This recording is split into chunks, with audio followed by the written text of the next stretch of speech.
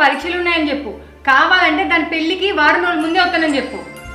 సరే కానీ ఇంటికానే ఉండి చక్కగా చదువుకో, ఎటు తిరగబోకు. మేము రేపు పొద్దుగాల వస్తాం. రాత్రికి తోడుగా విజయంతో తీసుకొచ్చుకొని పడుకోబెట్టుకో. సరే అన్న, అత్తని రమ్మంట. అన్నం వండుకో, రాత్రిది కూరుంది, ఫ్రిడ్జ్లో పెరుగుంది, పోసుకొని తిను. పొద్దుకినాక కూరలను గంప కింద గమ్ము. సరే వదిన. చెప్పిన కాడికి మాసాలు కానీ దానికి అన్నీ తెలుసు. నువ్వు రావే, పోదాం. చెల్లె పోయేస్తాం. సరే అన్న.